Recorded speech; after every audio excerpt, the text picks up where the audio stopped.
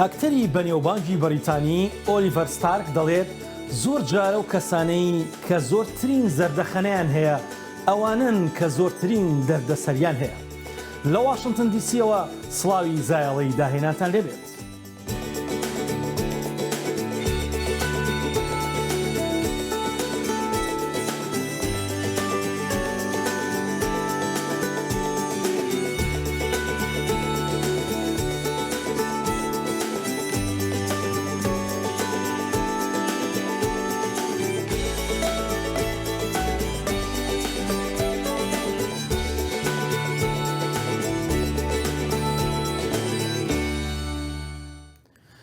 دیمەنی چیاکان و هەوای دڵفرێنی دەریاچەکە ئاوێتە بە مۆسیقا و چریکەی گۆرانیەکانیان کەشێکی ئەفسوناوی ساز کردووە بۆ هەوادارانی مۆسیقا و دەرچوون لە هۆڵە داخراوەکان.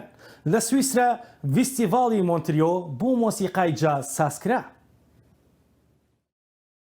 زەنجیرە چیای ئاڵپ لە سویسرا و کەشتی و بەلەمەکانی ئەو دێوچیاکانەوە بوونەتە دیمەنێکی سەرسوڕهێنەر بۆ هونەرمەندانی موسیقای جاز وەک ئیبراهیم مەئلوف و ئەوانی دیکە بۆ پێشکەشکردنی ئاهەنگە موزیکیەکانیان لە فستیواڵی مۆنتریۆ بۆ موسیقای جازی ئەمساڵ. موزیکشەنی فەڕەنسی بە ڕەچەڵەک لوبنانی ئیبراهیم مەئلوف چەندین ئاهەنگی موزیکی ساز کرد. لەسەر ئەو ڕوبەرە تایبەتە موزیک دەژەنێت کە لەسەر دەریاچەی ژێنێڤ بۆ ئەو مەبەستە سازکراوە. نمایشی ئەم ساڵ بۆ ژمارەیەکی سنوورداری هەوادارانی موزیک بوو کە ڤاکسینەکەیان وەرگرتە بوو. ئەمە بۆ چوارەم جارە مەئلوف لە یەکێک لە فستیواڵە هەرە ئاسبەرزەکانی موسیقای هاوینە هاواری ئۆروپا دەردەکەوێت کە ساڵی ڕابردوو بەهۆی پەتاکەوە هەڵوەشایەوە. موزیکژەنەکان بەنۆرە موزیک دەژەن و پیانۆیەکی گەورەی ڕەش لەسەر شانۆکە دانراوە کە لە ڕاستیدا داهێنانێکی ئەندازیاریە و بە بەرزی 25 متر و بە قوڵایی 12 متر لە دووری لە کەنارەکەوە دروست کراوە. ئەمە یەکەم جارە لە مێژووی مۆنتریۆدا ئاهەنگێکی ئاواساز بگرێ کە بەنێوبانگە بە ئاهەنگ و کۆنسرتی نێو هۆڵە داخراوەکان. هونەرمەندانی تری جیهانی کە لەم ئاهەنگی جازەدا موزیک دەژەنن بریتین لە موزیکژەنی پاپی بریتانی بە ڕەچەڵەک سویسری پەریا ڕاگو، گۆرانی بێژ و لیریکنووسی ئەرژەنتینی ناسی پیلۆسۆ، گۆرانی بێژ و لیریکنووسی فەڕەنسی یۆسۆڵۆد، پیانۆژەنی فەڕەنسی سوفیان پاپارات، باندی گوادلۆپین کە پێکاتووە لە 3 پارچە موزیکی بلۆز و موزیکژەنی فەڕەنسی ئۆسکار ئانتوان و گورەنجی سویسری و باندی ڕۆک مۆزیک ئانی تایلەر و تیپی موسیقای ئێکوادۆری سویسری ئامیری سویس هێرمانۆس گۆرترس، هەروەها پیانۆژەنی ئەمریکایی فرید هێرش هەر لە مانگەدا بەشداری کرد. 55مین فستیواڵی جاز موزیک دەتوانێت لە 4 شوێنی تایبەت و لە هەر بەشێکیان پێشوازی لە 1500 کەس بکە. نزیکەی 1 لە سەردەی قەوارەی ئاساییە بۆ ئەو ئاهەنگەی کە 2 هەفتە بەردەوام بوو. هونەرمەندانی پێشوو کە لە مۆنتریۆ بەشداریان کردبوو بریتین لە ئیتا جیمز، بۆب دیلان، ئەلتۆن جۆن، لۆران هێڵ، ئارسا فرانکلین، دەیڤید بۆی، جیمز براون، کندر گلامار، لێۆناردۆ کۆهن، مارفین گای، مایلز دافیز، نینا سیمۆن و ئەوانی دیکە بوون.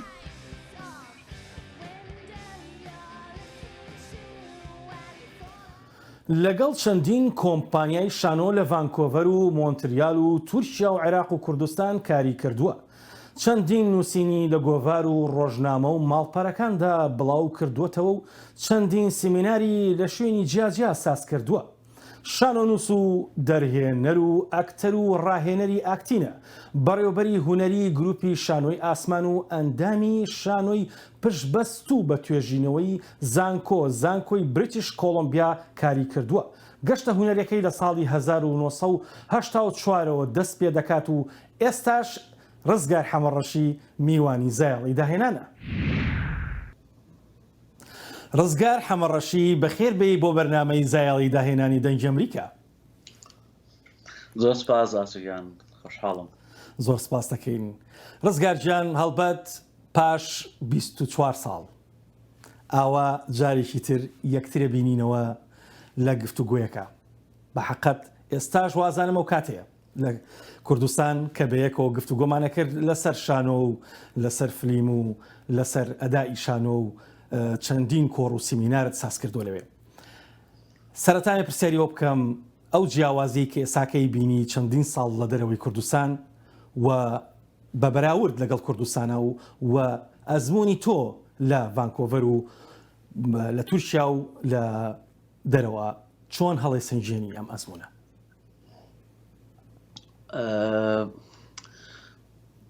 بە بڕای من درێژکراوە یەکترە ئەوەی کە لە کوردستان خەریک بووین و ئیشمان تیا کرد لەگەڵ هەم من هەم ئەو برادرانی تر زمینێکی زۆر باش بوو بۆی کە لە هەر شوێنێکی تر بێت ئینسان بتوانێت بەردەوامی پێ بە کە چوومە تورکیا ڕاستیەکەی لە ساڵی دووەم لە تورکیا ئەو کاتێک تر فێری تورکی بووبووم دەستم کرد بۆی کە لەگەڵ گروپێکم کۆ کردەوە و دەستمان کرد بۆی کە ئیش بکەین قورس بوو دواتریش بە هەر حاڵ هەم کارکردنەکە قورس بوو هەم ڕێگری وانشمان بۆ دروست کرا باسی کەنەدا لە کۆتایی ساڵی 99 من گەشتمە ئێرە سەرەتایەکی زۆر قورس بوو چکە هیچ دەرگایەک نەبوو بۆ من بۆی کە تەنانەت بچم بۆ سێرکردنی نمایشێکی شانۆیەک لە هاوڕێکمان پرسی و کاتە لە ئۆتاوا بوو کە چۆن بچم بۆ شانۆیەک ئەو پێی وا بوو مەبەستم وایە بچم ئیش بکەم ئیتر تێم گەیاند کە من مەبەستم وایە بچم سێری نمایشە بکەم دواتر گروپێکە بوو بە ناوی Broken English Theatre Company کۆمپانیای ئەو کەسانی کە ئینگلیزیکی شکاویان هەیە و تمام شوێنی منە ئیتر کە چووم بەرنامەکانیان زۆر چڕۆپڕ بوو بەرنامەی 2 ساڵیان دانابوو هیچ جێگایەک بۆ من نەبوو تر دواتر وردەوەڕێتر هاتمە ڤانکۆڤەر و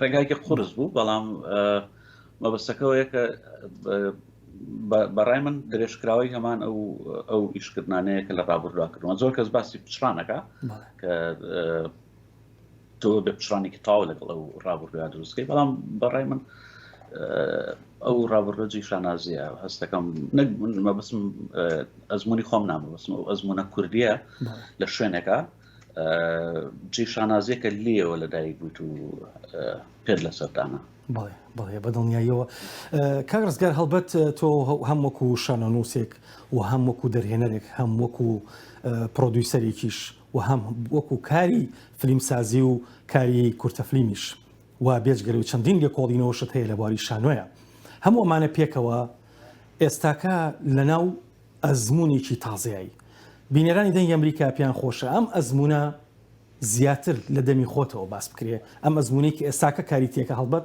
ئەزمموونێکی زۆر نوێ زۆر سواز لەگەڵ گروپی شانۆی سکای ئاسمان لە ساڵانێک لە 2007 بە شێوەیەکی ڕەسمی بەڵام لە 2015 گروپەکە دامەزرا و ئەوانە یەکێک لەو ئیشانەی کە دەستمان بۆ برد و پلانمان بۆ دانا شانۆگەری سۆڵجەرلاند بوو خاکی سەرباز یا کە پشتی بە تەواوی بە دەقی جەنگستان بەستە بوو کە لە نووسینی خۆم بوو بەڵام گۆڕانکاری زۆرمان تیا کرد بە پێی ئەو هەلومەرجەی کە لە کەنەدایە بۆ بینەرێکی جیاواز نمایشەکە ئاکەی هەر دوای ئەو نمایشە گفتوگویەکی باشی بە دوای خۆیان هێنا لە نێوەندەکەیە دواتر کەوتینە پەیوەندیەکەوە لەگەڵ کۆمەڵێک شانۆکاری ترا پرۆژەی ساڵانی داهاتوماندانە ئەم کاری کە دوای چەند ئەزمموونێکی تر ئێستا بە شێوی ئۆنلاین خەریکین ئامادەکارین بۆ نمایشکردنی فانتۆم پین ڕەنگە کارمایی ئازار تەرجمەیەکی باش پێ بووی ئەم دەقە لە نووسینی لێنۆرایەسی و نواندنی خۆشیەتی هەم کاری سەما و کۆریۆگرافیەکە شەرخۆیەتی ئەم کارە پێکاتووە لە شانۆ دیال مۆنۆلۆگ و 5 کارکتەری ژنە کە هەرێکیان سەر بە وڵاتێکن ئەو کێشانەی کە ئەم کەسایەتیانە ڕوبەڕووی بوونەتەوە و کومەینە لەناو کۆمەڵگایانەیە بەتەنیا لە لە هەموو دنیا تەنها لە وڵاتە ڕۆژاواییەکانە یەکێک لە کارکتەرەکان باسی کێشەکانی نێوان مەکسیک و سنووری نێوان مەکسیک و ئەمریکا ئاکات کە دابڕانێکی زۆر دروست بۆ خێزانەکان بەگشتی ئەم کارە هەوڵدانە بۆ خستنە قسەی ئەو ئازارانی کە ئەم کەسایەتیانە هەیەە پشتی بە چیرۆکی ڕاستەقینە بەستووە بەڵام کارکتەرەکان کارکتەری دروستکراون کارکتەرەکان ڕاستەقینێن بەڵام پشتی بە چیرۆکی ڕاستەقینە بەستووە بۆی کە ڕووداوەکان بژێڕێتەوە. ڕزگار حەمەڕەشی سوپاس بۆ بەشداریت بۆ بەرنامەی زایڵی داهێنان. زۆر سواز ئاسوگیان زۆر خۆشحاڵ بووم.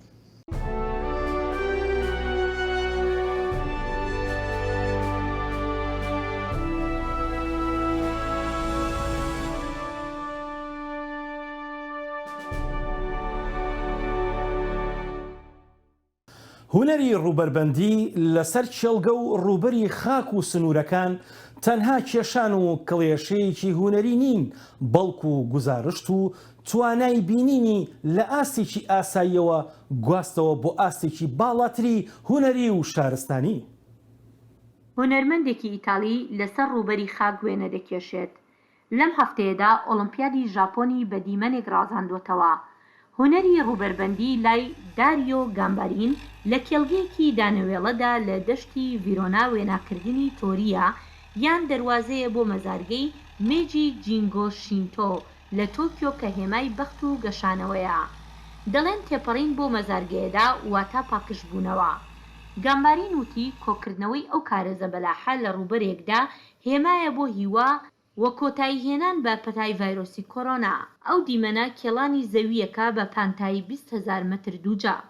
لە ماوەی ئەو چەند ساڵی ڕابردوودا کارە هونەریەکانی ڕوبەربەندی گامبارین پێکاتبوون لە ڕوبەربەندی خاک بۆ باراک ئۆباما و نیلسن ماندێلا و پاپا فرانسیس و لیۆناردۆ داڤینچی. زیاد لە 20 ساڵە خەونێکی هەیە.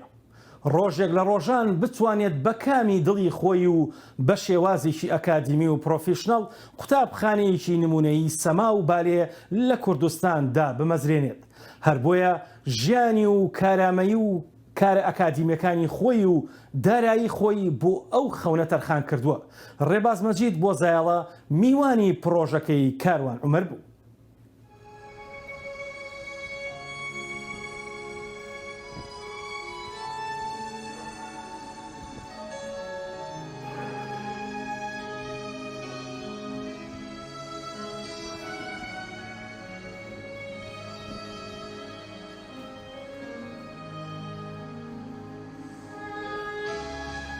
سەمای ئەکادمی واتە سەمایەکە لە پرۆسێکی فێربوونە قوتابیان بەریەکەون. ئەم پرۆسی فێربوونە بەڕاستی ئەبێ قۆناغ بە قۆناغ بێت بۆ ئەوەی تۆ بتوانی جەستەیەکی پتە و جەستەیەکی بەهێز بە دەربڕین بە هەست بە وزەوە بنیاد بنێ. بۆ ئەمە بەڕاستی ئێمە پێویستمان بەوە هەیە کە بگەڕێن و بۆ میتۆدەکانی سەما ئەو میتۆدانەی کە لە جیهانە بەناوبانگە.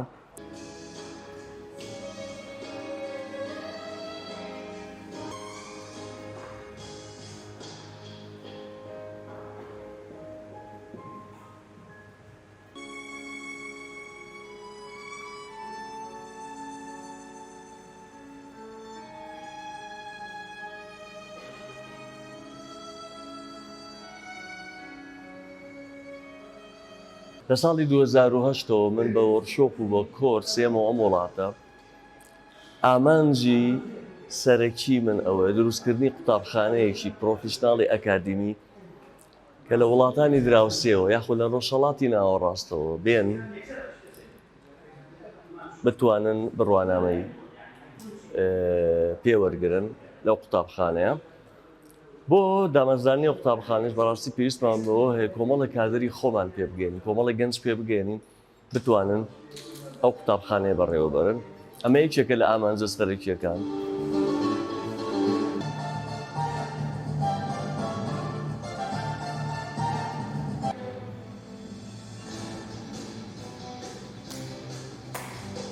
زانستی پزیشکی و هەموو زانستە مرۆڤایەتیەکان دڵنیایی ئەوە ئەیان بە مرۆڤ لەو کاتی تۆ ئەجوڵەی بیرکردنەوە ئەجوڵێ لەو کاتی تۆ ئەجوڵەی شتێکی نوێ دێتەکایەوە ئێمەش بە دوای ئەم شتە نوێەوەی و ئێمە تاوان ناکەین مرۆڤ ناکوژین بەڵام مرۆڤ ڕاهێنین لەسەر ئەوەی بە دوای نوێیە بگەڕێ و نەمێنێتەوە لە دۆخێکە کە ئێستاتیایەت.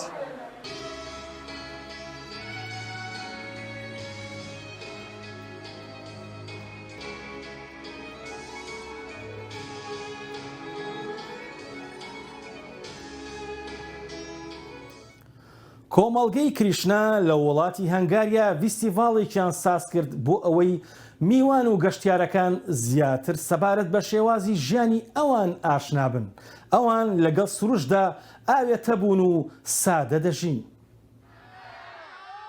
گەلێ کرشنا ئەڤرو پێشوازیە خەلکی دکات چ بە هاوێدنا بەلگێن گولان یان ژی بڕەنگان خەلکی ڤیستاڤال بەراوشتر کردیە. هەر ساڵ بە هزاران گەشتیار سەردانا گوندی سمۆکی ڤان موز دکەن داکو بەشداری ڤیستاڤالا ساڵانە کرشنا ببن کو بۆ ماوەی 3 ڕۆژانیا بەردەوامە. هەروەسا پتر شارەزایی شێوازی ژیانە خەلکی گوندی ببن. Di demê festîvalê de gelek geştiyar serdana me dikin. Divan sê rûjan da zêdetirî 8,000 kes hatine vê derê. Ew tên ne tenê ji hingariya, lê her wisa ji derveyî welat jî dihên, da ku ramana jiyaneke sade û bîrkirina jîr tê bigihin. Gelê Krishna li Hengariya ege ji mezintirîn cihên berhemînana xwarinên siruştî li Ewropa.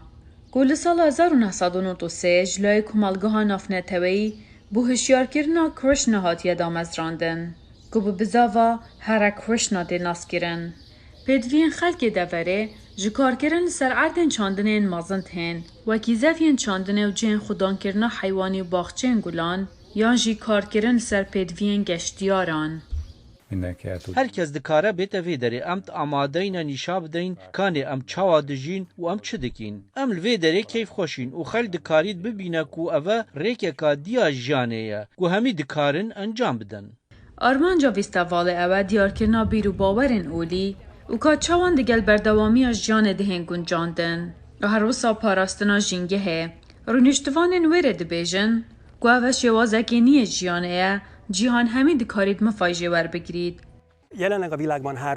Lûka cîhan di sê qeyranan ra derbas dibît. Aborî, jînge û civakî. Geliyê kirîşa nimûneyeke bû xelkê ka çawan rê li van her sê qeyranan bigirin. Li ser binemayên çanda hindî yan jî çanda serdema vedêk. Ew mêvanên hez hebît, dikarin seredana perrizgeh û cihên ku xelkê gundî lê jîn bikin. û ev e nimûneyeka biçîk ka çawa jiyana karê oldaran û binemalan li evê komelgeha biçîk derbas dibît. هونەری شەبەنگی ڕووناکیە هەمەڕەنگەکان تەنها و تەنها بۆ جوانی و ڕازاندنەوە نییە، بەڵکو ژاپۆنیەکان پیشانگای هونەری بۆ دەکەنەوە و ئەوان پێیان وایە ئایندەی ئەم هونەرە هونەرێکی ئابووری و شارستانیشە. تیمی بە کۆمەڵی هونەری ژاپۆنی لا پێشنگایەکی سەرنجڕاکێشی وێنەیی کردەوە کە دارستانێک لە دوورگەی باشووری ڕۆژئەوەی کیشودا پیشان دەدات بۆ ئەوەی بە ڕووناکی وێنێ ڕەنگاوڕەنگەوە سروشتی دەرکەوێت. لە میانەی پیشاندانەکەدا دار و بەردەکان بە بەردەوامی ڕووناکیەکان دەگۆڕن کە لە گوڵی کراوە و تافگە و هونەری خۆشنووسی نەریتیەوە ڕەنگیان بۆ دەچێت. گەڵەکان وا دیارن کە تەنها سەوزن، بەڵام بۆ ئێمە شاشەیەکە. دەتوانین ئەمانە وەک شاشە و کامیرا بەکاربێنین. دارستانەکان لە هاویندا دەبنە کامیرایەکی زۆر دەوڵەمەند بۆ ئێمە. تاکاشی کۆدۆ کە یەکێک لە ئەندامانی تیمی لاب هەدەڵێت هەندێک جار خەڵک وا بیر دەکەنەوە کە هونەری دیجیتال و سروش بە تەواوی دیژی یەکترن، بەڵام لە هەمان کاتدا ئێمە پێمان وایە دیجیتال و سروش تا ڕادەیەک یەخستنیان ئاسانە. لە ڕۆژدا ڕەنگە سروشت پشتگوێ بخێت، بەڵام لە شەودا دەبێتە کاری هونەری. دەمانەوێت خەڵک هەست بە ڕەسەنایەتی بکەن. هەندێک جار ئێمە تەنانەت لە هەندێک جوانی ڕەسەن و سروشتیمان نەدەزانی. سەبارەت بە کاریگەری پەتای کۆڕۆنا لەسەر پێشەنگەکانی تیملاب تاکاشی کۆدۆ دەڵێت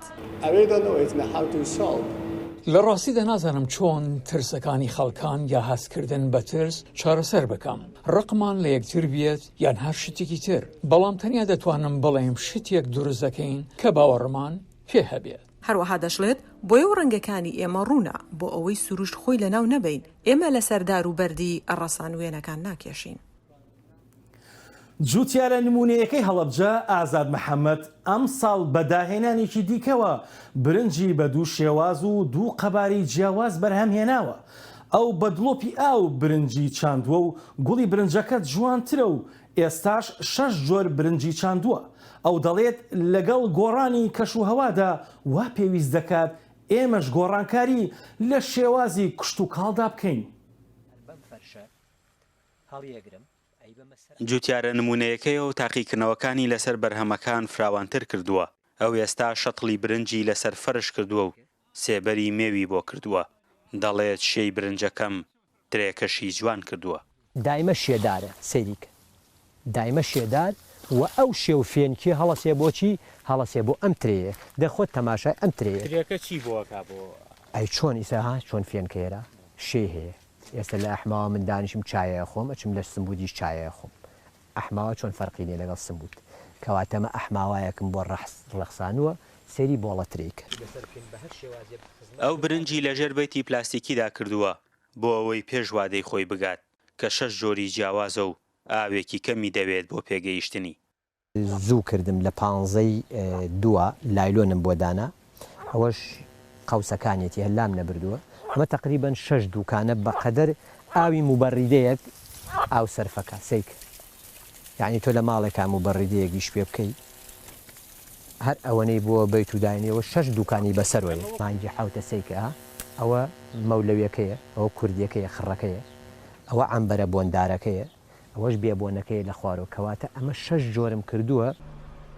بەشێک لەو شەتڵی برنجەی کە لەسەر فەرشەکە کردوویەتی ئازاد هێناویەتە ناو زەویەکی تەخت و دەڵێت برنج بە شەتڵ گوڵی زیاتر دەکات و بە قەترەش دەتوانرێت خۆراکی زیاتری پێ بدرێت.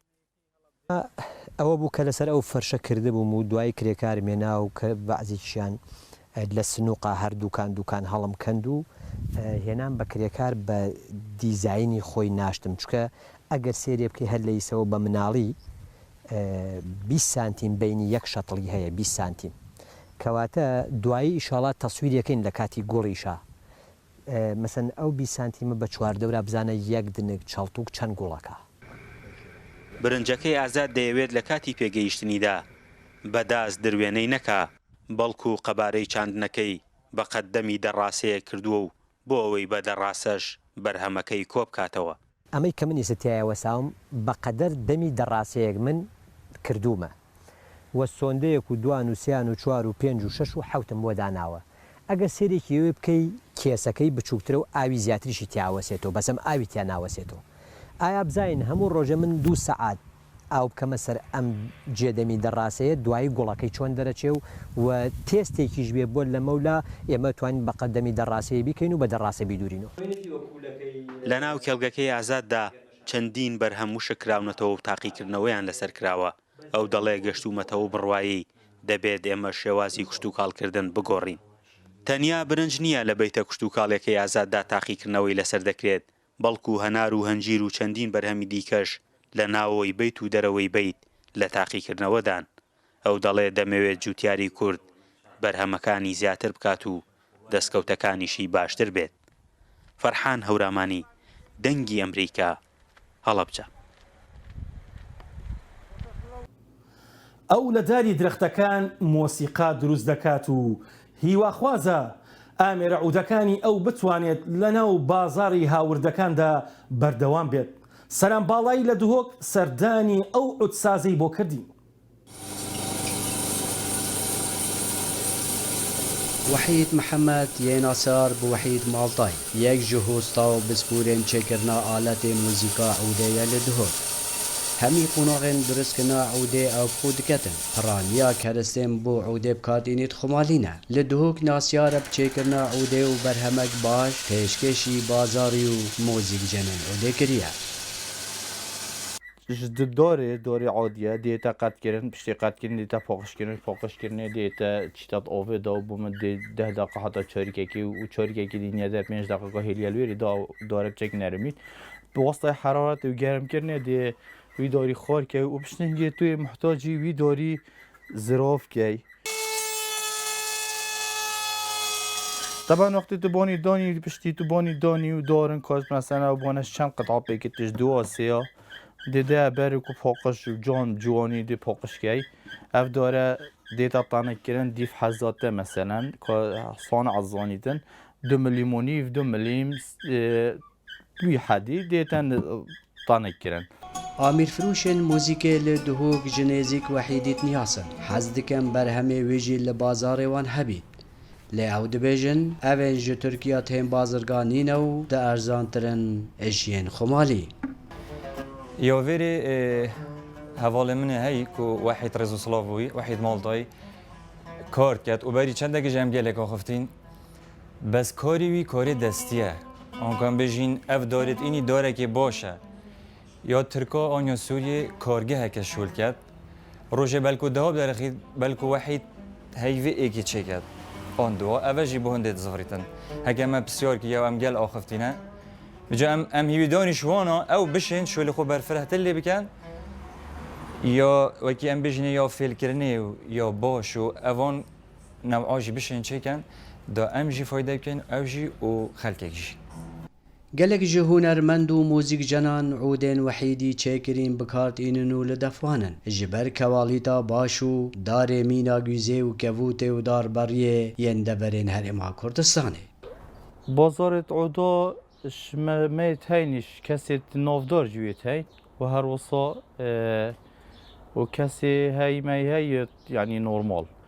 Kesê navdar mesela mamosta Semîr Zaxoyî Oda me li deve û her wisa Ehsan Kak Ehsan Oda me li deve û her wisa Cihêgir Amêdî û Silêman Esadî ev yani navdarê li defen û belkî bîra min hindek hindekî dijîk hene.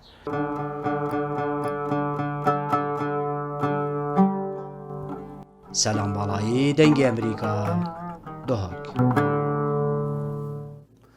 هەڵبەسوان و شانۆنووس و ڕۆماننووسی ئایرلەندی ئۆسکار وایلد دەڵێت تەنیا جیاوازیەک لە نێوان قەشە و گوناهباردا ئەوەیە کە هەموو قەشەیەک ڕابردووی هەیە و هەموو گوناهبارێکیش داهاتووی هەیە تا زایەڵەیەکی دیکە و داهێنان و جوانێکی دیکەی جیهان ماڵەوە.